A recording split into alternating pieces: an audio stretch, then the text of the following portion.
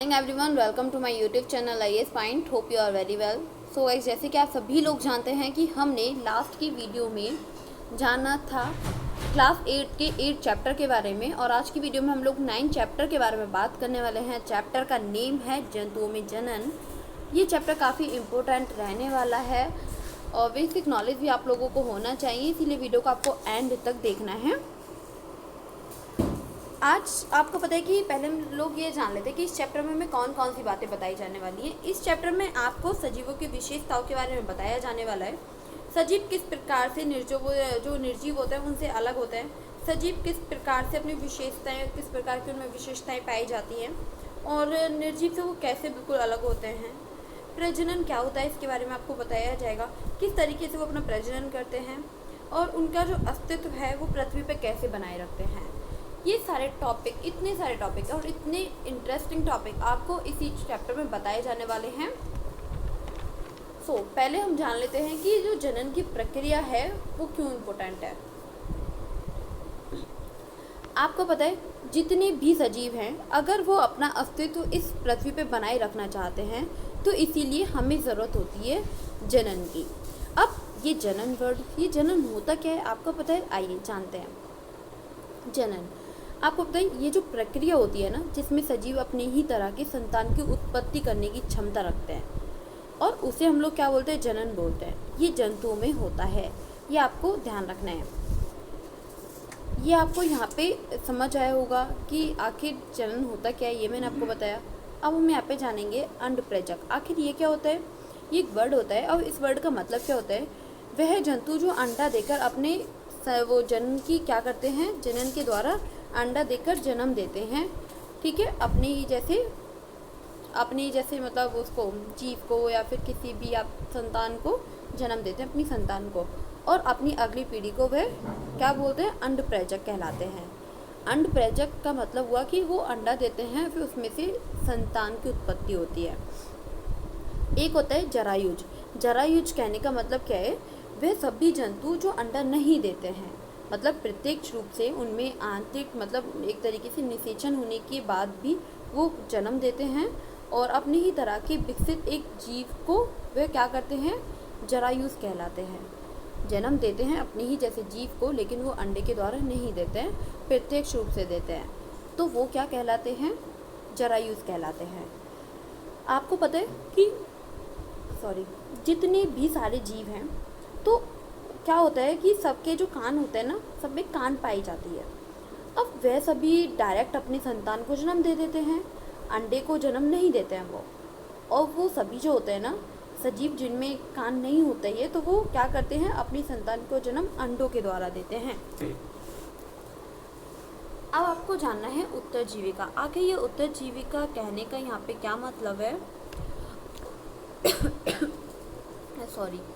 आपको पता है उत्तरजीविका मतलब जो हर सजीव होता है, तो सजीव अपने अस्तित्व को बचाना चाहता है।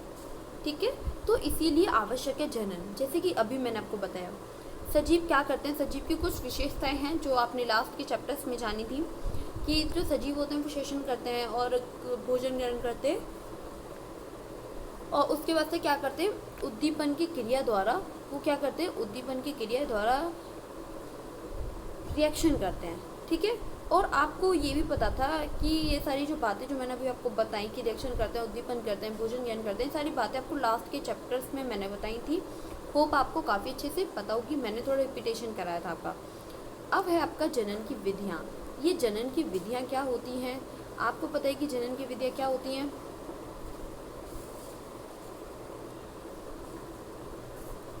पता है आपको? अंडप्रेजक और जो जरायुज के बारे में मैंने आपको बताया ही था कि वो क्या होता है। अंडे देने वाले जो अंडों के द्वारा अपनी संतान की उत्पत्ति करते हैं वो होते हैं अंडप्रेजक, और जो जरायुज होते हैं वो अंडे नहीं देते हैं, वो प्रत्यक्ष रूप से अपनी संतान की उत्पत्ति करते हैं। नई संतान की उत्पत्ति करना का प्रोसेस आखिर है क्या? एक कोशिका से, ये आपको ध्यान रखना है। आपको पता है जो जनन का प्रोसेस होता है वो दो तरीके से होता है, एक होता है लैंगिक जनन और एक होता है अलैंगिक जनन। होप आपको काफ़ी अच्छे से समझ आ रहा होगा। अब है आपका लैंगिक जनन। आखिर लैंगिक जनन होता क्या है इसके बारे में जान लेते हैं। आपको पता है कि जितने भी सारे जंतु हैं, ठीक है, जिनमें क्या होता है जनरली जनन अंग पाए जाते हैं। अब लैंगिक जनन के लिए हमें नीड होती है नीड होती है एक नर की और हमें नीड होती है एक मादा की। अब उससे क्या होगा, उनके जो जनन अंग हैं वो उनके जनन अंग से बनता है। अब आप समझने की कोशिश करेंगे, ये नर है ये मादा है, ठीक है, दो गए। अब उसके बाद से तब ये लोग, ठीक है, ये लोग क्या करते हैं कि एक तरीके से जनन अंग बनता है। अब युग्मक बनता है सबसे पहले। जनन अंग को क्या बोलते हैं, जो जनन अंग बनता है युग्मक बनता है, ठीक है। अब युग्मक रेडी हुआ, युग्मक के साथ मिलके युग्मक बनाते हैं, युग्मक के साथ मिलके फिर क्या बनता है, 10 मिनट। ये मादा ये नर, उसके बाद से ये दोनों तब मिलते हैं तो क्या होता है, युग्मक। और युग्मक के बाद क्या किसकी प्राप्ति होती है, तब युग्मक मिलते हैं दोनों के, दोनों अलग अलग युग्मक देते हैं। उसके बाद में तब युग्मक मिलता है तो क्या मिलता है, युग्मनस। ओके, यहाँ पे आपको समझ लेना है, ये वही कोशिका है जिससे सजीवों के शरीर का निर्माण होता है। ये एक कोशिका होता है, ये आपको ध्यान रखना है। एग्जाम्पल, हाथी है, आपका काऊ है, डॉगी है, तो ये ऑक्स वगैरह हैं, ये आपको यहाँ पे काफ़ी अच्छे से समझ लेना है। बैल, हाथी, गाय और कुत्ता, ठीक है, ये आपको यहाँ पे काफ़ी अच्छे से समझ आया होगा। अब इसका जो पूरा प्रक्रम है वो कैसे होता है, आपको पता है कि जो जंतुओं में क्या होता है, जंतुओं में भी नर और मादा विभिन्न प्रकार के जो जनन भाग होते हैं और अथवा कुछ अंग भी होते हैं। यहाँ तक ये आपको समझ लेना है काफ़ी अच्छे से। और आप यहाँ पे देखिए, इसको देख पा रहे हैं कि जो डॉगी है, मनुष्य अपने जैसे व्यक्ति बच्चे को जन्म देगा, बिल्ली को जन्म देगी, डॉगी जैसे इंसान जीव को जन्म देगा, तितली को, ठीक है। लेकिन मेढक अलग होता है, तो मेढक जन्म देता है मेढक को, तो वो डायरेक्ट मेढक नहीं होता है, वो लकवा होता है, फिर उसके बाद से वो धीरे धीरे रूपांतरण होता है मेंढक में, ठीक है। आप इसको थोड़ा लैंग्वेज जनरल में जानने की कोशिश करते हैं। वैसे मैंने आपको प्रोसेस अच्छे से समझाया है इजी लैंग्वेज में। अब थोड़ा हम यहाँ पे बुक में देख लेते हैं। पौधों की तरह, तो तब आप इसे यहाँ से रीड करेंगे कि पौधे की तरह जंतु भी नर और मादा युग्मक बनाते हैं और संलित होकर युग्मनस बनाते हैं। अब जो युग्मनस है वो विकसित होकर एक नया जीव बनाते हैं और इस प्रकार के जन्म जिसमें नर तथा मादा युग्मक संयन होता है तो उसे हम लैंगिक जनन बोलते हैं, ठीक है। यहाँ तक आपको समझ में आया, बहुत ही अच्छे से समझ आया होगा। आज की वीडियो में हमने क्या क्या जाना था, पहले इसको रिपीट कर देते हैं क्योंकि आपका रिपीट हो जाने से आपके माइंड में फिट हो जाएगा कि आपने पढ़ा क्या क्या था।